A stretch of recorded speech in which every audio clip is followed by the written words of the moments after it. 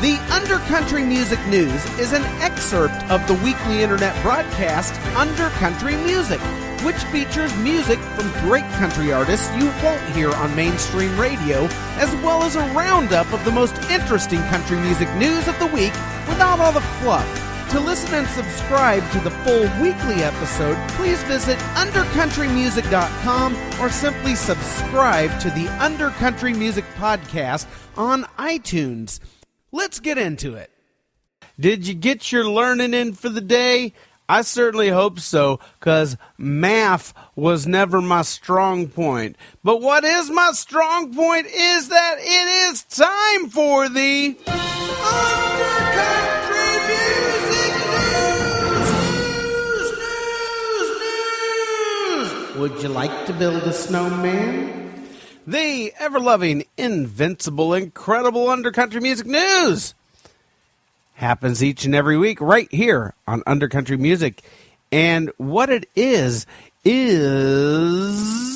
that it's a real challenge to get your country music news each and every week without having to deal with a bunch of press releases and garbage and writers not doing their job and mailing it in with stories like Casey Musgraves braids her armpit hair or some BS like that. You know, I mean, I just don't need to know about Casey Musgraves' armpits, and neither do you. So what I do, I take a bullet for you, man.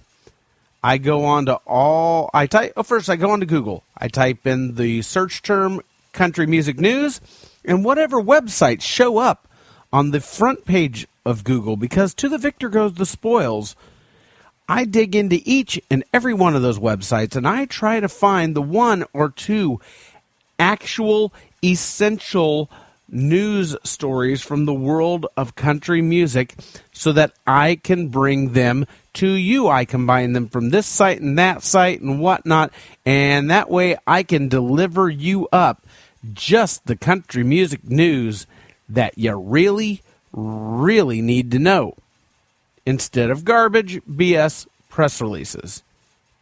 Now, isn't that what you really want? Oh, yes. And if I go to a website that has not done its due diligence of reporting the week in country music news, I reward such websites with such lack work ethics with the dreaded Undercountry Music News Wet Belch of the Week. And it sounds a little something like this.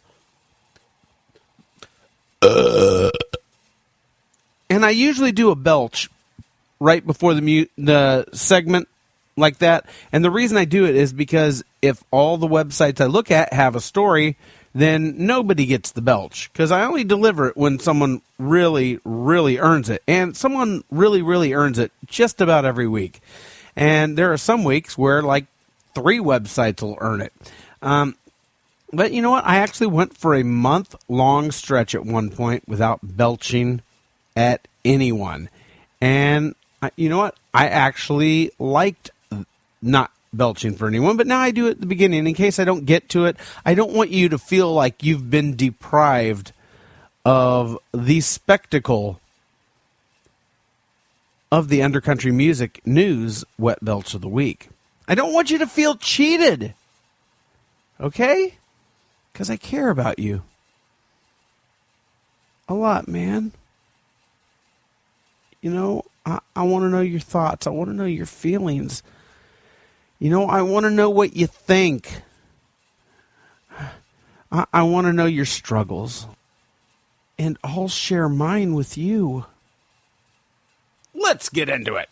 Over at CMT, writer Allison Bonaguro reports that Tulsa, Oklahoma, in expectation of upcoming Garth Brooks concerts, has paid to rename several streets after Garth songs such as Shameless Boulevard, Rodeo Drive, Thunder Rolls Road, and Low Places Lane, which one commenter to the article claims actually leads to the city jail and homeless shelter So in light of that, they felt that was in particularly bad taste. Now, one thing the writer does leave unexplained is if this is just a fun, temporary thing they're doing while Garth is in town for his string of concerts, or if this is a permanent renaming of the streets to honor their hometown guy. You know, if you know, drop me a line and let me know. On January 24th, Blake Shelton is scheduled to appear on Saturday Night Live, not just as the musical guest, but also as the host. I'd watch that. He's a funny guy. That might actually make me tune into SNL. Although I got rid of my TV a while back. But you know what? I might actually be somewhere on that night that gets TV. And that'd be kind of fun to watch. Right. Moving along. Taste of Country. There is an interview with Billy Currington responding to the general opinion in the country music industry that he is somewhat underrated as an artist and underappreciated. There's probably some truth to that. Billy states that he feels he's pretty much right where he needs to be right now and that his career has steadily grown and progressed each year and will eventually reach that tipping point that people are wanting to see. Now, honestly, Billy has seemed to be largely absent this past year from the scene since his legal troubles from a verbal altercation over a boating incident where he allegedly made threats to a boater that was, making wave washes on his dock. Like he was like speeding past Billy Currington's dock and making this big wash come over it and stuff, and it kind of ticked the guy off, and then he made threats, and apparently the guy he threatened was a really, really old guy. And apparently the old guy liked to sue people and said it was verbal terrorism. Now, I don't know if there was any settlement made or whatnot, but it got Billy in a little hot water, made him cancel some appearances even. And, and since that has happened, I haven't really seen a lot from Billy Currington. And it's nice to see him resurfacing, though. Anyway, but yes, he has seemed to fly with sort of one foot just under the radar. And in my opinion, he kind of falls flat when he tries to do the generic relationship type of songs, that I'm sure industry types try to push him to do for a quick, cheap hit. And, he's not above that because I've heard a few from him. But, he's also got these kind of offbeat, more quirky tunes like Love Me Like My Dog Does, the one about turnip greens and, pretty good at drinking beer and stuff like that. And I think those are where his strengths lie mostly. But, that's just my opinion for what it's worth. Now, there's also a video over at Taste of Country of Luke Bryan singing That's My Kind of Night while sucking helium, as opposed to his usual sucking in general. They're also reporting over at Taste of Country on Tulsa renaming streets after Garth Brooks songs. And once again, this writer also does not divulge whether this is a permanent renaming of the streets or just a fun temporary thing to celebrate his upcoming concerts there. See, I don't really care. It's not that life-altering. It's just, I was just more curious, and neither writer seemed to be forthcoming with that information. Anyway, moving along to Country Weekly. And now, this is one I cannot believe it took me this far into the news roll before coming to this story, which, in my opinion, is by far the largest story in country music news of this entire past week, albeit a very, very sad story. Grand Ole Opry legend Little Jimmy Dickens has passed away at age 94 after being admitted to a Nashville area hospital critical care unit on Christmas. Now, this was just 5 days after his birthday celebration at the Grand Ole Opry, celebrating his 94th birthday.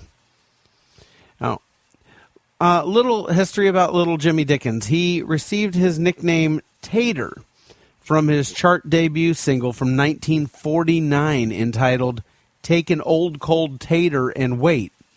Ever since that time, he's been called Tater. Now, he's musically probably best known for his 1965 hit novelty song, May the Bird of Paradise Fly Up Your Nose.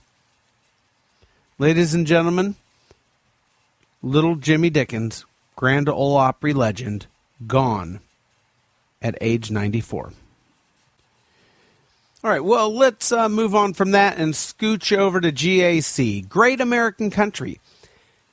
Tim McGraw and Faith Hill's Tennessee Farm, which they placed on the market in 2013, is apparently still on the market, aside from one parcel of it that was sold for $3 million.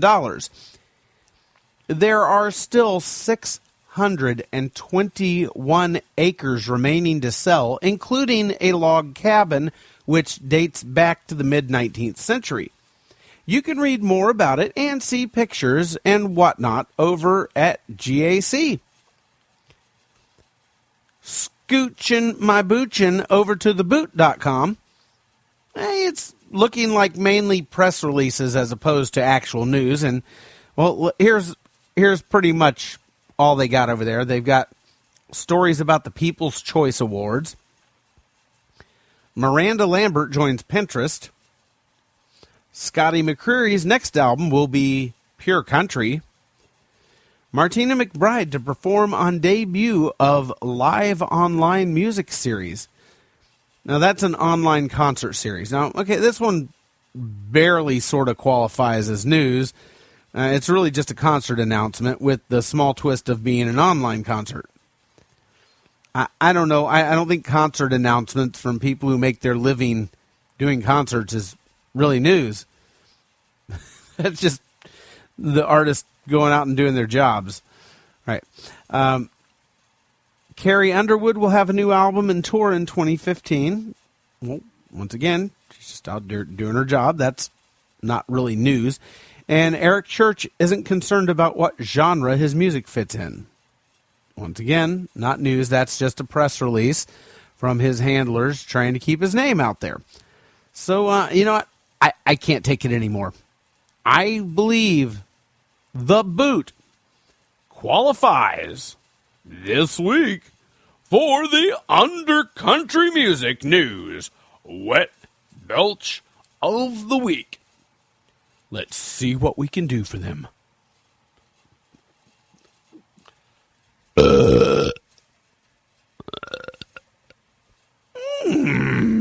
Squeaky. I've been watching the Tick cartoons a whole lot this past week or so because I got a DVD from a sale at our local library. They were selling off books and DVDs and all kinds of stuff, and it was $1 for a plastic bag, and it was whatever you could fit in that bag. $1. And I walked away with just a buttload of DVDs and also VHS tapes. We have a VHS player. What the heck? Pop it in. It's easy to operate. Watch. You know, what the heck? Got just tons of stuff. And I've been eating that up for the past, actually, couple of weeks now.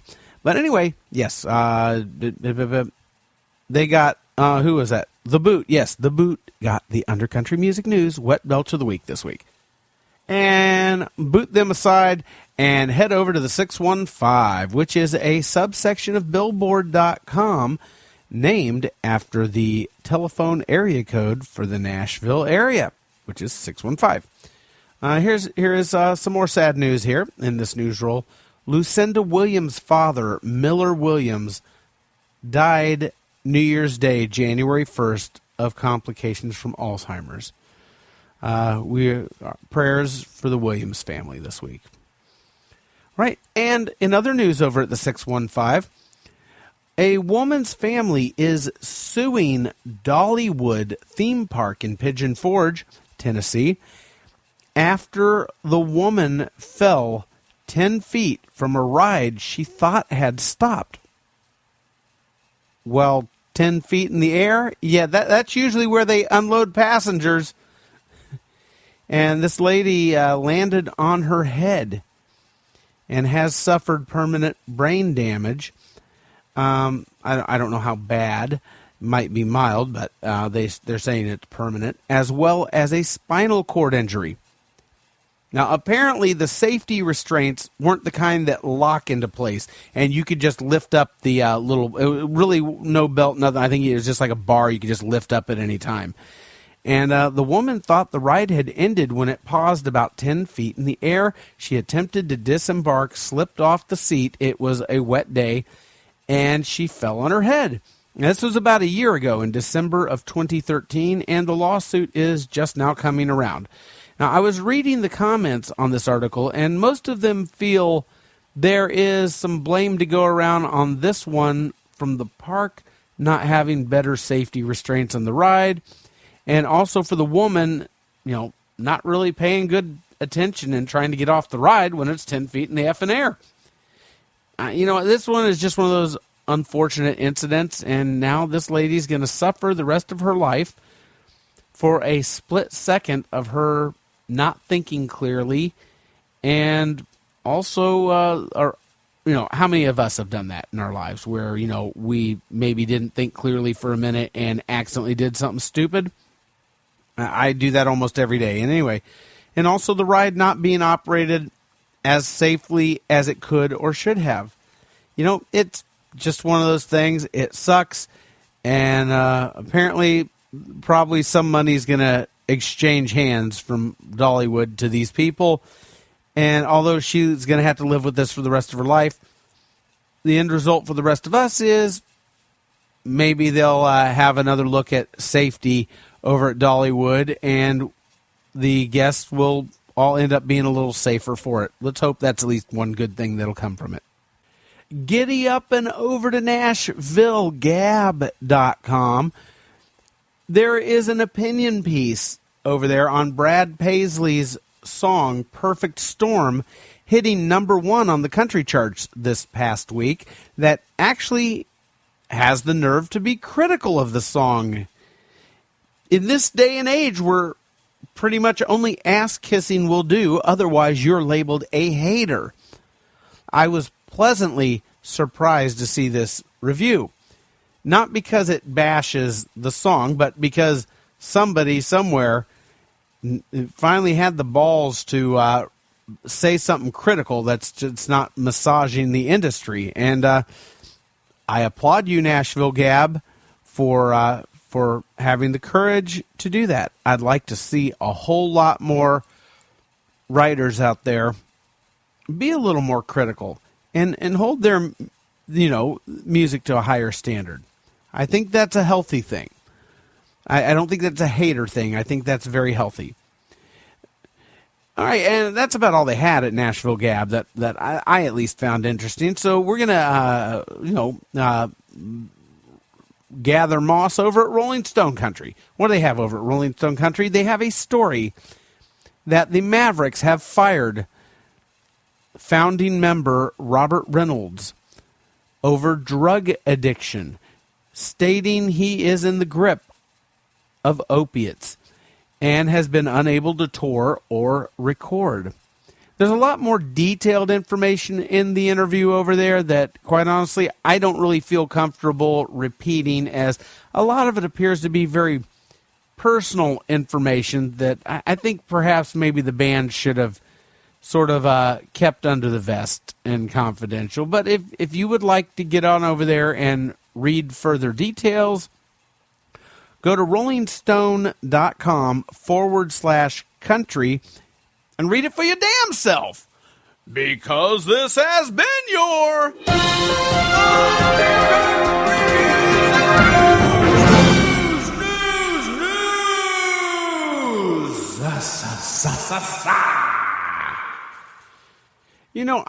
I really enjoy the hell out of doing this show. I sometimes during the week procrastinate on preparing the show. Not really procrastinate because I'm really busy preparing things in my business, in my DJ business, to hopefully thrill my clients. And so a lot of times the preparations for the show will sort of go on the back burner a little longer than I probably ought to let it. But I get into it, and once I get into it and get the show put together and get to come and, sit here at the microphone and share this time with you, I got to tell you, once I'm here and in the seat and letting it fly, I have a lot of fun doing this. And I really, really appreciate you guys hanging out with me here on Undercountry Music. Thank you for listening to the Undercountry Music News. The Undercountry Music News is just a small excerpt of the weekly hour-long internet broadcast Undercountry Music, where I play music and have great interviews by lesser-known original country acts. Get on over to undercountrymusic.com where you can listen and subscribe. Stay under, stay country.